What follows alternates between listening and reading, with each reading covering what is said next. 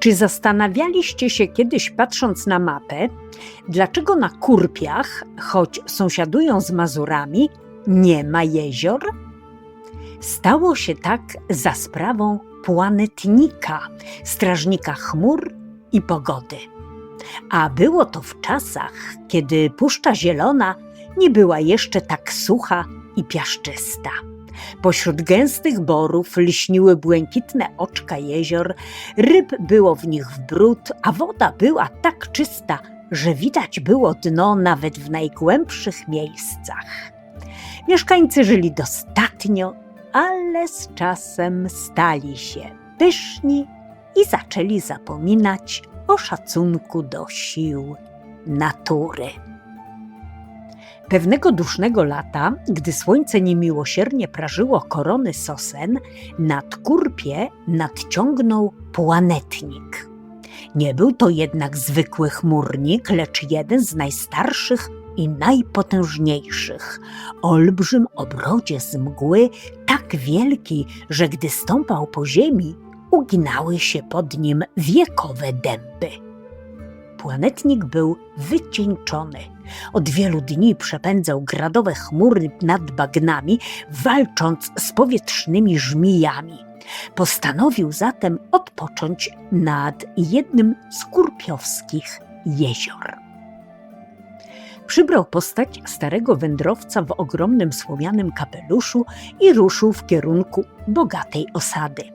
Zamiast jednak gościny spotkał się z drwinami. Ludzie zajęci liczeniem zysków z połowów przepędzili go, żałując mu nawet kubka zimnej wody. Gdy starzec wyszedł z wioski, jego oczy pociemniały jak niebo przed burzą. Wrócił do swojej prawdziwej postaci. Skoro żałujecie wody strudzonemu, nie będziecie jej mieć wcale! Zakrzmiało nad puszczą i płanetnik zwołał swych braci. Płanetnicy rozwinęli ogromne, niewidzialne powrozy uplecione z wiatru. Zaczęli wiązać tafle jezior, jedna po drugiej, jakby to były wielkie, błyszczące płótna. Wyrywali wodę wraz z sitowiem, rybami, a nawet piaszczystym dnem. Każde jezioro wciągali powoli do góry, pakując je w przepastne, ciężkie chmury, które pod tym ciężarem stały się niemal czarne. Gdy płanetnik zarzucił ten wodny bagaż na plecy, cała puszcza zatrzęsła się. Kiedy Kurpie zorientowali się, co się stało, próbowali przebłagać płanetnika.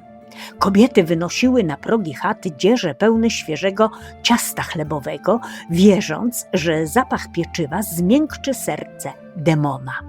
Mężczyźni uderzali w bębny i deli w ligawki, by ich głos dotarł ponad wierzchołki sosen, a najstarsi bartnicy wspięli się na najwyższe sosny bartne, wyciągając ku niebu plastry złotego miodu, krzycząc: zabierz słodycz naszej puszczy, panie chmur, ale zostaw nam wodę, bez której las zginie.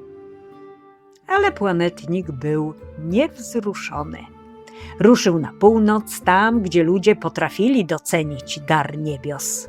Szedł ciężko, a tam, gdzie stąpał, zostawiał piaszczyste wydmy i jałowe pola. Gdy dotarł na granicę puszczy, obrócił się i rzucił za siebie garść wyschniętych szyszek, które w mgnieniu oka zakorzeniły się w piachu, tworząc gęsty, suchy bór sosnowy. Jedyną rzecz, która miała odtąd chronić Kurpiów przed słońcem, którego nie mogła już złagodzić tafla żadnego jeziora. Ludzie zrozumieli swój błąd. Z żalem patrzyli na puste niecki, które z czasem zarosły mchem i borem, a piach zasypał ostatnie wspomnienie po wielkiej wodzie. Od tego czasu, gdy nad ich ziemiami przechodziła gwałtowna burza, wystawiali w oknach kromkę chleba. Nie robili tego, by odzyskać jeziora. Wiedzieli, że te przepadły na zawsze. Robili to, by płanetnik, syty i udobruchany, nie zabrał im chociaż tych kilku rzek, które pozostały jak błękitne blizny na piaszczystym ciele puszczy.